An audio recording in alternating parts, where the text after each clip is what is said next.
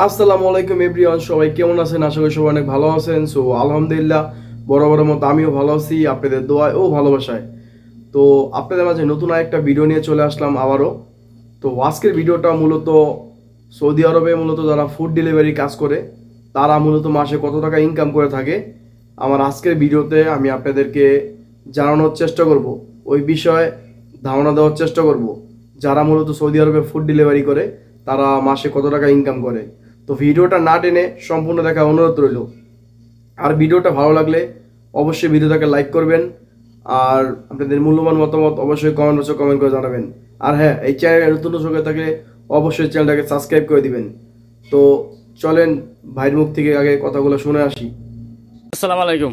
ওয়ালাইকুম আসসালাম রাহমাতুল্লাহি ওয়া বারাকাতুহু। কেমন আছেন ভাই সাহেব? আলহামদুলিল্লাহ ভাই, কি অবস্থা? আলহামদুলিল্লাহ। বল, আপনার নাম? পারভেজ। পারভেজ। দেশের বাড়ি কি জানতে পারি? হ্যাঁ অবশ্যই। কোন জায়গায়? লক্ষ্মীপুর। লক্ষ্মীপুর। আচ্ছা, সৌদি আরব আইছেন কতদিন হয়েছে?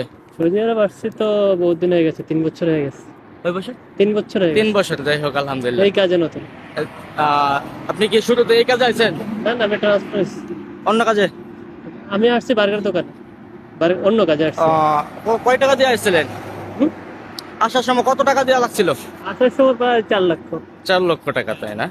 করোনার আচ্ছা। সময় আসছি তো ওই সময় একটু বেশি লাগছে। এখন ছিল। এই হ্যাঙ্গারেতে মানে এটাতে মানে আপনি টানা তুলেছেন আর কি? হ্যাঁ, এখানে তো কাফেলা হয়েছেন। আচ্ছা, যাই হোক।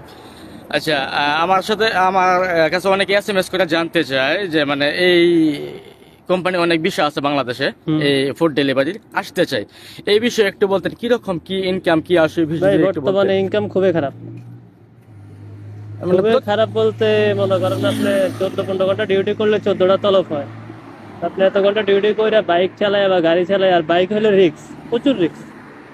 কালকে একটা অ্যাক্সিডেন্ট হয়েছে খালেদিয়া হুম। একজনের, আপনাদের কোম্পানির এখান থেকে কেটে গেছে একবারে। তাইলে প্রচুর রিস্ক। আমাদের কোম্পানির কাছে সাথে অ্যাক্সিডেন্ট হয়েছে। আমার হিসেবে এই কাজে না এসে অন্য কাজে আসেও সেটা বেটার।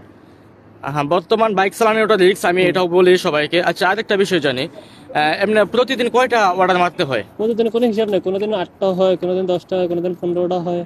কোম্পানি কি কোনো লিমিট আছে, মানে কয় টাকা বেসিক বেতনটা তো এরকম? বেসিক কোনো বেতন নেই, বেসিক বেতন হলেও 2200 টাকা স্যালারি। ওটার মধ্যে মনে করেন তেল আছে, নেট আছে, যাবতীয় খরচ আছে। 2200 টাকা স্যালারি ও টার্গেট পুরলে, টার্গেট যদি না পুরে, যতটা টার্গেট কম হইব ততটা কাটিং হয়ে যাবে। যদি টার্গেট 2200 টাকা স্যালারি টার্গেট যদি আপনি কম মারতে পারেন, না মারতে পারেন, তাহলে কি আপনার কাছ থেকে মানে পার্সেন্টেজ কাটে নেবে এরকম? হ্যাঁ, আর যদি বেশি মারতে পারেন তাহলে প্রতি তলবে 10 টাকা করে দিবে। প্রতি তলবে 10 টাকা বেশি দিবে।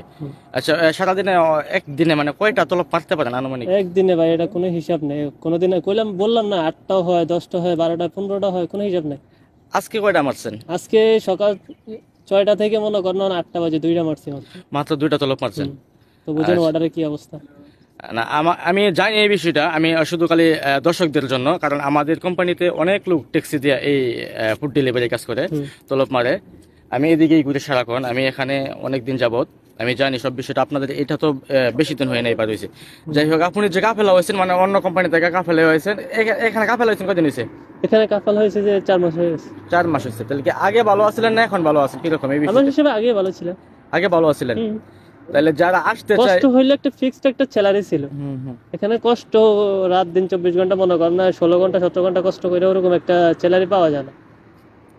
16 ঘন্টা 14 ঘন্টা এরকম করতে হয়। তারপরে মোটরসাইকেল প্রচুর রিস্ক, ঝামেলা। তারপরে মানে আগের মতো কোনো অর্ডার আজকে নেই। শুক্রবার, এই কারণে রাস্তা পুরো ফাঁকা। হ্যাঁ, শুক্রবার থেকে রাস্তায় গাড়ি ঘোড়া নাই, নয়তো এখানে জামটা হয় এই টাইম। এটাও ঠিক আছে, রাইট?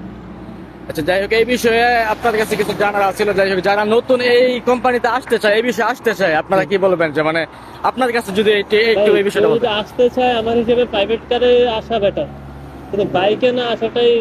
যদি প্রাইভেট কারে হয় তাহলে আসা যায়, আসা ভালো। আর যদি বাইকে মোটরসাইকেল, জীবনে রিস্ক নিয়ে আপনি কত টাকা কামাই করবেন? Right. অতটা টাকাও তো আসে না যে মনে করেন রিস্ক নিয়ে নিলে। রাইট, ঠিক আছে। আচ্ছা, যাই হোক, আপনাকে অনেক অনেক ধন্যবাদ আমাকে সময় দেওয়ার জন্য। ওকে, ওকে ভাই, সবাই ভালো থাকবেন, সুস্থ থাকবেন। আপনার জন্য শুভকামনা রইল। ওকে, আল্লাহ হাফেজ। আসসালামু আলাইকুম।